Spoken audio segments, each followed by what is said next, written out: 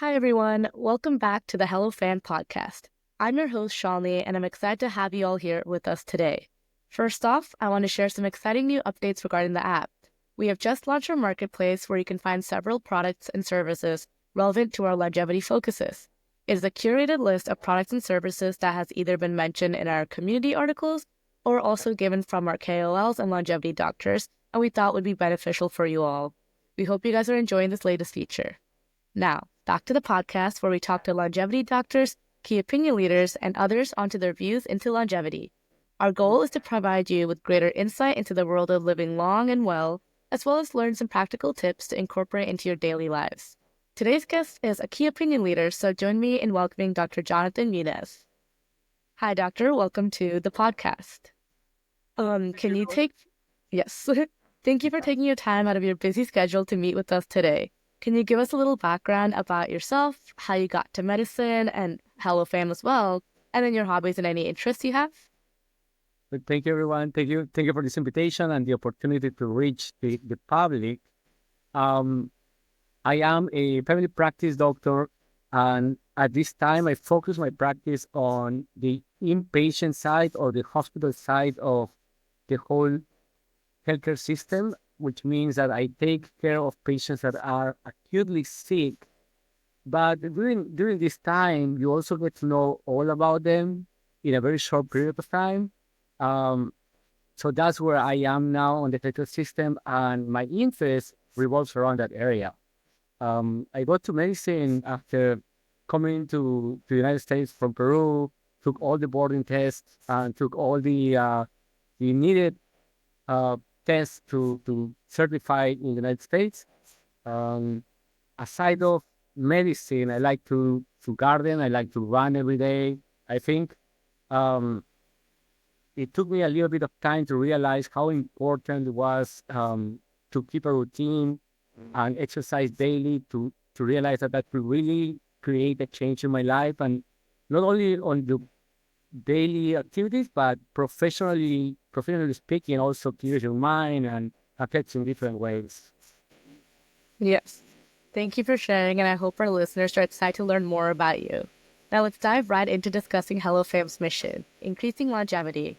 So we've asked this at every podcast now, so given that there's so much going on in this field, what can you start by telling us your definition of longevity and what does it mean to you?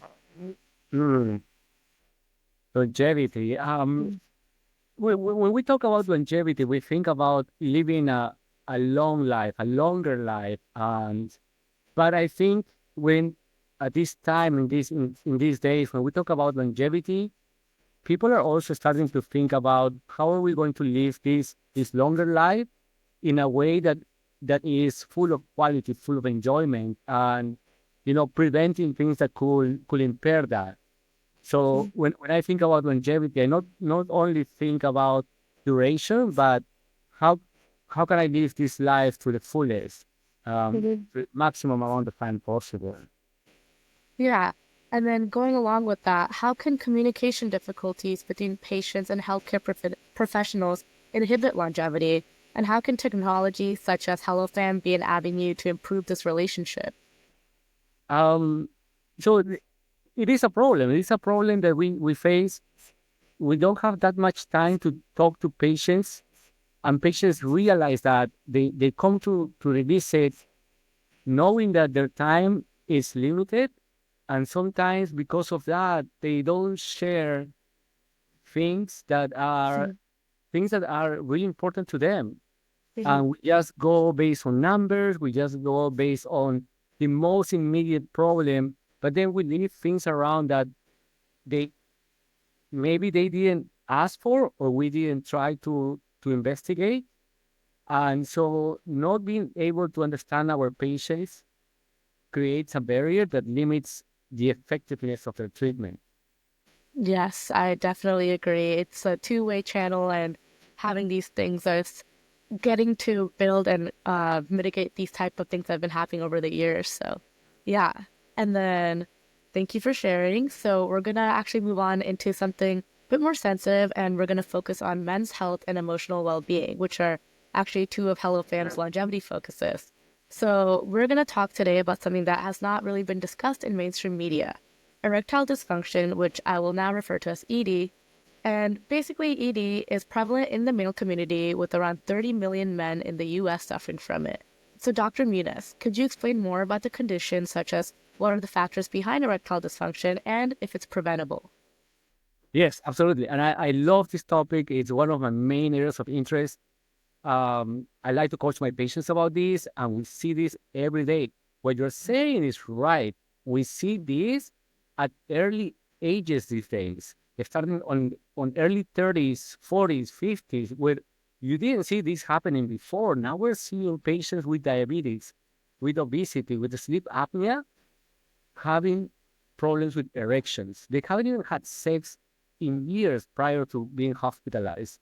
And I came to put a lot of attention to this because patients started saying, how come I didn't realize this? How come no one told me that if I fix my diabetes, I could have erections again? If I fix my hypertension, I will be able to have my sex drive back. And and so that's how I ended up being very interested in this. I do a lot of talks on erectile dysfunction because it's such an easy thing to treat if you catch it early, and if you take a if you treat the conditions around it.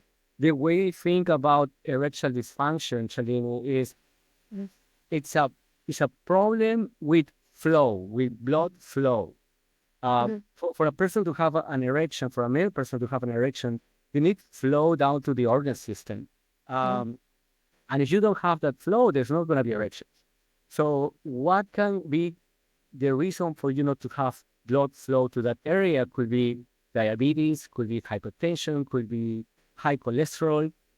And on top of that, if you have a body that is deconditioned, that's not on constant exercise, that's not tolerating a simple 1 mile walk, then the likelihood of you regaining that capacity is very low.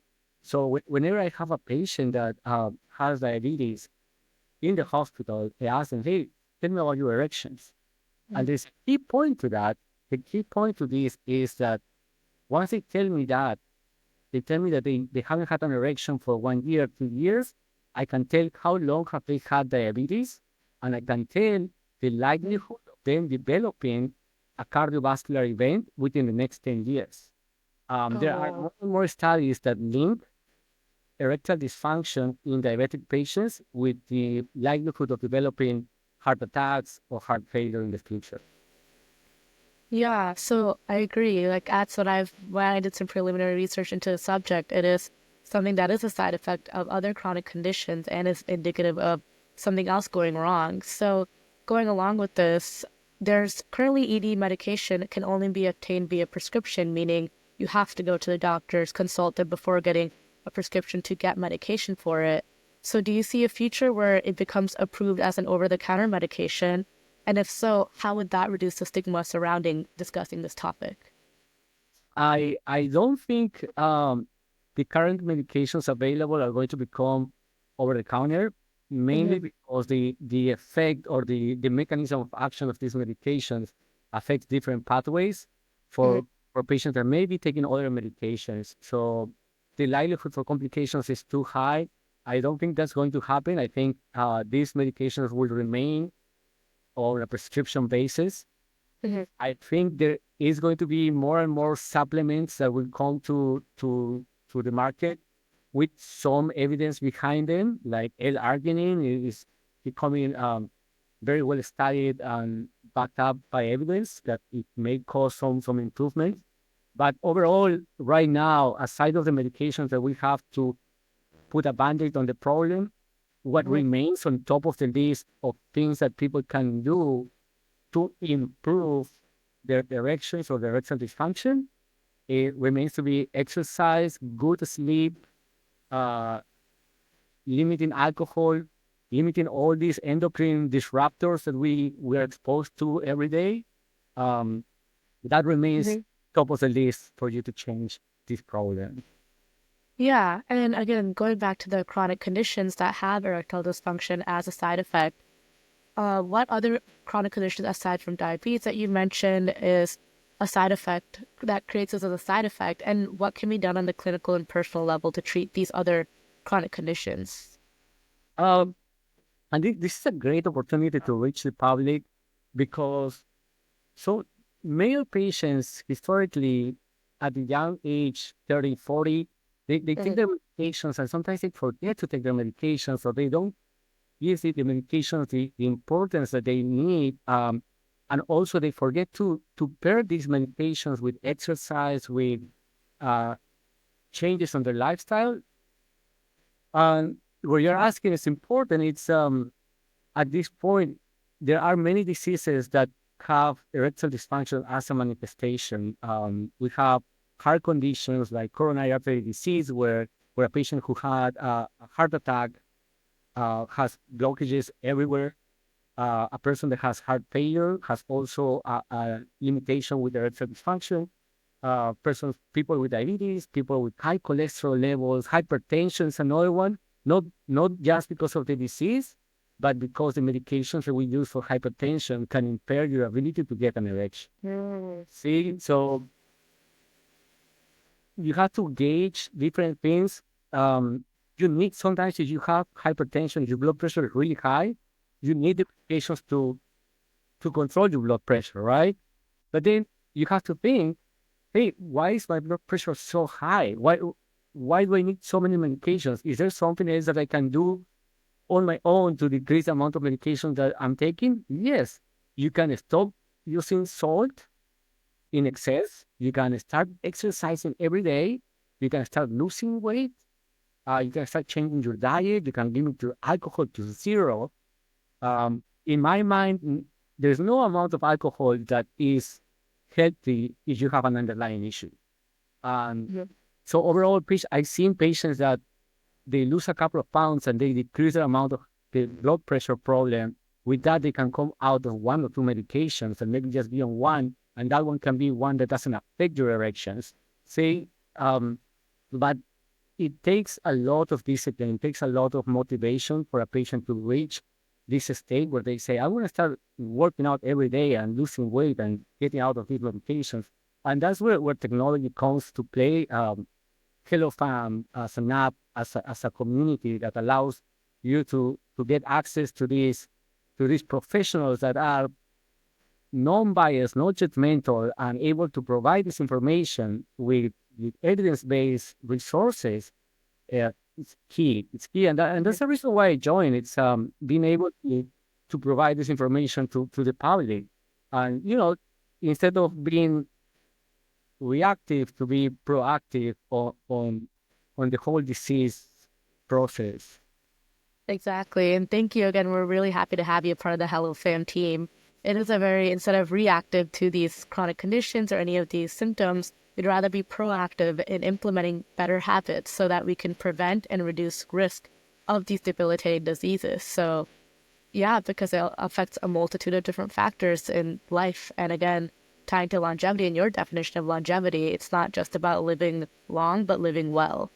So, going back to diabetes, can you quickly explain the differences between type 1 and type 2? Uh, eh, on the naked eye, it's very hard to say who is type 1, type 2. It's a Hmm. lot about the phenotypes of the patients at the age of the onset. So at some point, both of these conditions are going to use insulin at some point. Yes. Um, at some point, the type 2 diabetes is going to become an insulin dependent patient. The type 1 diabetic is going to use insulin at an early time. I think time of onset is a good differentiator for this. Hmm. I would say that most patients that get diabetes early in their lives are type 1. Hmm. The other phenotype is the patients that get diabetes at age 30, 40. They are obese. They come with a history of constant eating, which is the main driver for diabetes development, is constantly eating something. Hmm. Um, those are the ones I would say, oh, this patient is clearly type 2 diabetes and he doesn't change his habit right now. He may be on oral medications today for the next year, but if he doesn't change, he's going to progress to a point that he will need insulin.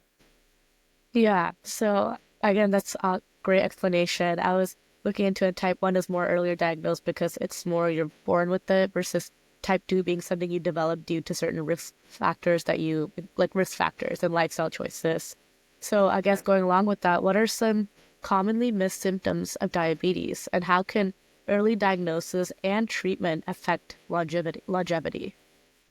Uh, the the miss the common miss problems that I wish patients would be aware of is skin issues. Mm-hmm. They will have some noticeable hair loss. They will have some dryness on their skin. Their legs will start losing hair. Mm-hmm. Um, they will be more prone to athlete's foot or fungus in their legs. Mm-hmm. They will have more urinary tract infections. They will have more yeast infections. Mm-hmm. And then it comes to the other problem, the common ones, which is to be thirsty all the time, to be hungry all the time, to be fatigued, the more general ones. But I would say that whenever I see a patient that came late to see me for their diabetes, is it may be a couple of years since you had these symptoms, but if we start working today, if you start changing things that are important today, you can still have a fighting chance to live a good life. Mm-hmm. Yeah, and I guess like what are some niche ways people can treat diabetes and what lifestyle factors that are sustainable and positively impact like what are those lifestyle factors that can be sustainable and positively impact on blood sugar regulation? All right, so that's there is more and more there's more and more information coming down the pipeline on how we can treat diabetes effectively. The medication part, I will leave to your primary care doctors, to your professionals, endocrine professionals, because whoever you have driving your management, your medications, you should listen to them. Mm-hmm. My recommendation for how to think about diabetes is if you have diabetes today and your primary care doctor or your endocrinologist tells you, hey, we should start some treatment for you now, listen to them. Maybe use the treatment right now while working on your other goals like losing weight, changing the eating habits, changing your alcohol use. Because by the time that you do that and you lose weight, you could be off the medications. But if you start with the idea, no, I'm going to take 6 months to change my life, those are 6 months that we lose in terms of eyes, kidneys, liver damage, eye problems that goes with diabetes that's not properly treated. So in that sense, if your healthcare professional tells you to do a specific treatment, follow on that treatment while working on your other goals. Now, you ask me, what can I tell you to do for your lifestyle to change or improve your diabetes? I would say daily exercise is key. Not sim- not simple daily exercise. We're talking about a combination of running and exercise or lifting weights. Yeah. Um, a combination. I wouldn't say just do one of them. I think both of them complement. One is good for muscles, for strength. The other one is good for resistance, endurance. So I would say if you have diabetes, try and you want to get the best shot to treat this disease, go with both. And in terms of eating, there are more studies, more information supporting intermittent fasting as a way to lose weight in a very steady fashion, just with something as simple as 8 hours of intake restriction. So there are more studies coming, but it is supporting the thought of intermittent fasting. Mm-hmm. Uh, Alcohol is a clear no for me for if you have diabetes. And moisturizing, believe it or not, moisturizing in patients with diabetes at an early stage can protect your legs from wounds that get infected. So if you have diabetes or you have a person in your family that has diabetes, buy them a big bottle of moisturizer because the way that wounds get infected in patients with diabetes is through also through micro cracks. You know how you get on diabetes, you get dry skin. The dry skin opens up in tiny, tiny spaces. It's called micro Mm-hmm. cracks. And that's the port of entry for bacteria. You get it infected and it doesn't get treated on time. Then it's a whole cycle. So Yeah. moisturizing becomes very important. Interesting. And thank you so much for all this advice and different things to look out for. I wasn't aware of that as well. So thank you again, Dr. Munoz. Mhm. And I guess to round off the podcast and ask our final question, what piece of advice would you give to every patient out there? Um, I think, you know, when 3 years ago, I was almost 200 pounds, 210 pounds. I think that was my highest Mm. 3 years ago. And I didn't realize that until people say, hey, you have to start doing something. You're gaining more and more weight. And I didn't see it myself until one day I sat on my table and had a piece of paper and wrote, so what is my current problem? People think I'm gaining weight. Do I see myself gaining weight? Yes. Do I feel tired? Yes. So why am I getting to this point? Am I exercising? No. Am I drinking maybe a couple extra beers a week? Yes. Am I eating too much on every time I sit at lunchtime? Yes. So I think my advice to people will be, if you think you have a problem, write it down and write down the possible causes for this. Once you once you do this, 70% of the times you will find the answer there, and you could yourself direct to see a specialist, to see a doctor, to see a friend, to see a counselor, to see a psychologist. But write it down so it can click in your mind that there is something that needs attention. Amazing. Thank you for sharing your story. That is something that definitely people, I think we've even emphasized in HelloFam. Keep track of what you're doing, keep track of your lifestyle factors, positives and negatives, and see how this could lead up to something that could potentially develop or also potentially stop. So thank you for sharing. And thank you for, again, taking the time today to come out, talk to all the longevity enthusiasts that we have here at HelloFam. And we are very grateful to have you a part of our key opinion leader team. So thank you, Dr. Munoz, for coming, and thank you all for listening. And that is our podcast for today. And I hope you guys all learned something new and excited to share with others. But thank you.